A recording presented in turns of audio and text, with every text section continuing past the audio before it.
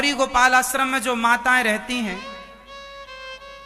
उन माओं में जब उन माओं को आखिरी समय आ जाता है ना कुछ माओं का, तो हम फोन लगाते हैं बच्चों को कि बेटा अब आओ, आखिरी समय माँ का दर्शन कर लो।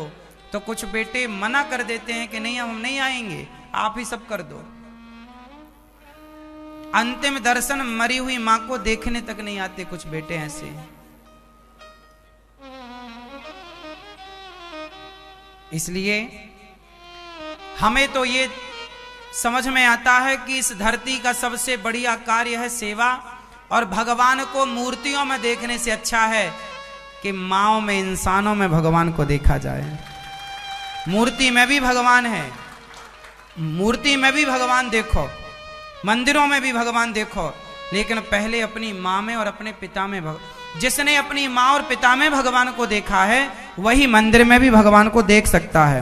जिसने माँ के अंदर ईश्वर को नहीं देखा वो कहां देखेगा भगवान को मंदिर में। मैया आप यहां रहती हो, यहां तो कोई तकलीफ नहीं है आपको? तकलीफ नहीं। यहां खुश हैं आप? यहां आपके रहने के हमने कोई पैसे तो नहीं लिए आपसे? मेरे से किसी ने नहीं लिए, मैंने भी खुद 21,000 का दान किया है। आपने दान दिया 21,000 का? और आपसे कोई ने मांगा तो नहीं? नहीं। गौरी गोपाल आश्रम में जो माताएं रहती हैं उनसे एक भी रुपए नहीं लिया जाता। मां ने अपनी स्वेच्छा से 21,000 रुपए का दान दिया। अन्य जो माएं हैं, कोई मां अपनी ओर से दान करना चाहे कुछ तो दे दें, वो अलग विषय, पर किसी से मांगा नहीं जाता कि आपको पैसा लेके, यहां माओं को पैसा लेके नहीं रखते।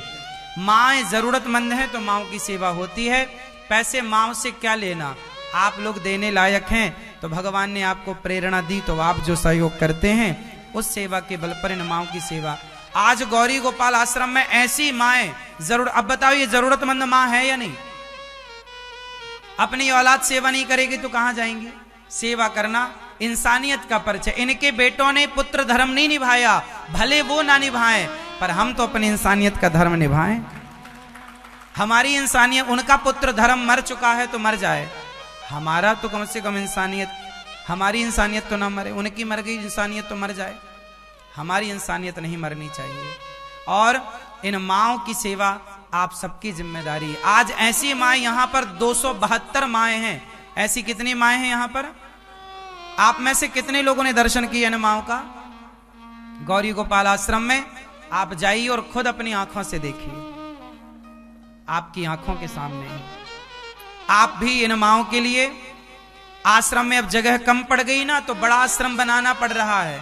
ये दास दिन रात केवल इन माओं के लिए करता है, जो कि भगवान ने एक जिम्मेदारी दी है, तो मैं उस जिम्मेदारी को बढ़िया से निभा सकूं।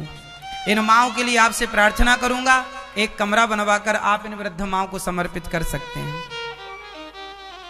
इन माओं को एक कमरे का सहयोग दीजिए यदि देने लायक है तो।